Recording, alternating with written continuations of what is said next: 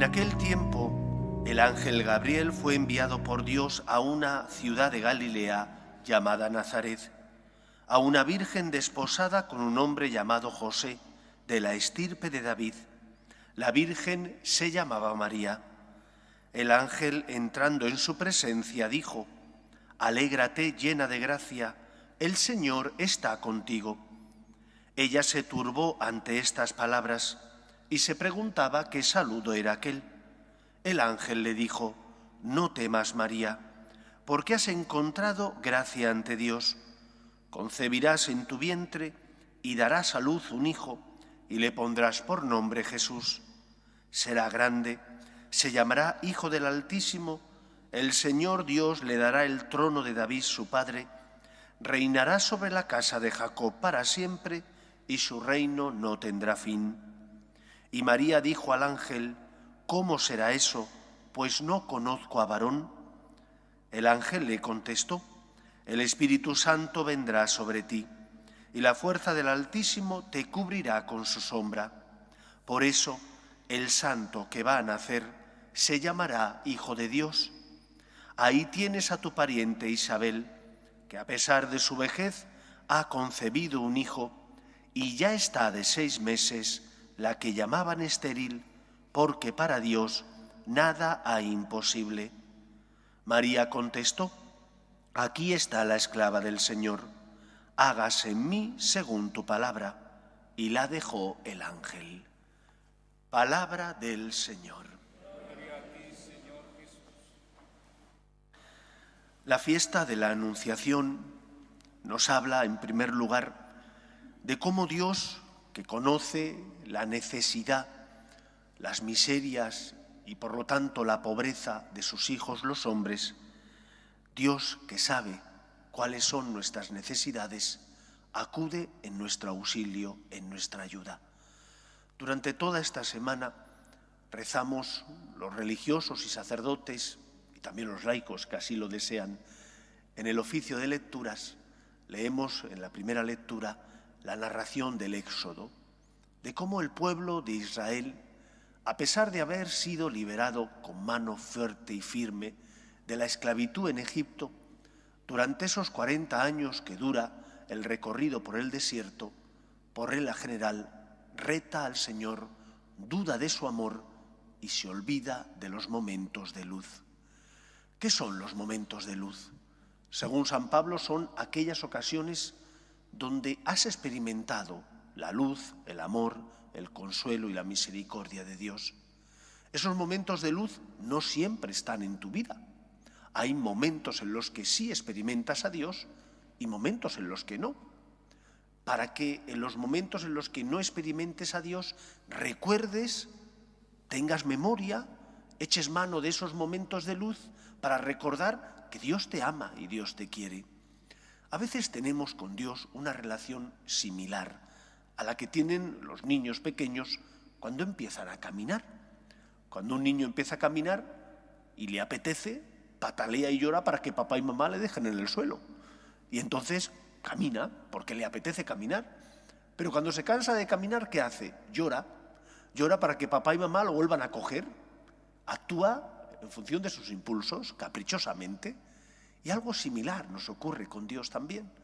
Pudiera ser que seamos como ese niño que patalea y llora porque quiere caminar, porque quiere ir por sí mismo, pero cuando se cansa llora y patalea para que Dios le sostenga. Y entonces cuando tienes un problema y sientes que Dios no te quita los problemas, a veces entras en crisis, porque has olvidado los momentos de luz.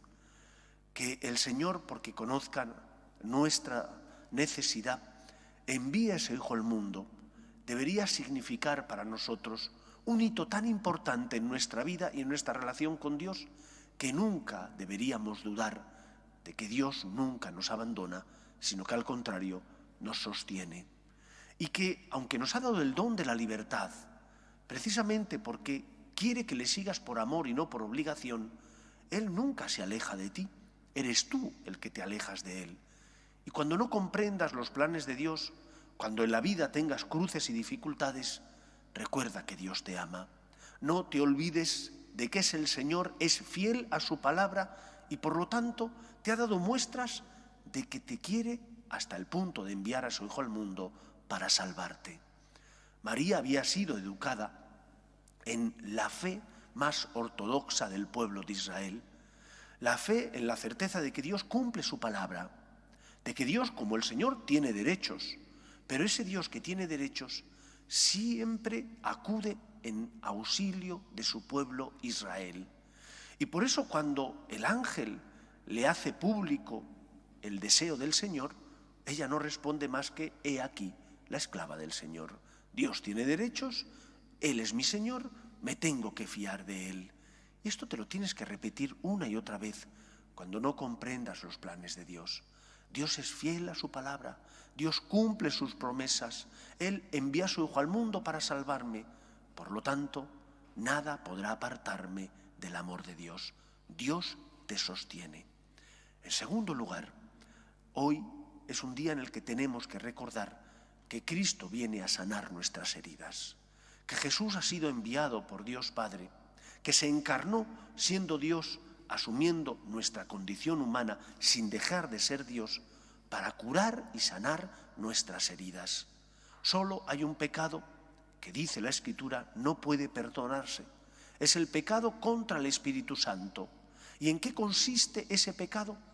En cerrar tus puertas a Dios, en cerrarles las puertas de tu corazón a Cristo. Él viene, es la luz, como dice San Juan en su prólogo al Evangelio, vino a los hombres, pero los hombres la recibieron. Si tú le cierras las puertas a Cristo, no es que Él no quiera sanarte, es que tú no le dejas que te cure.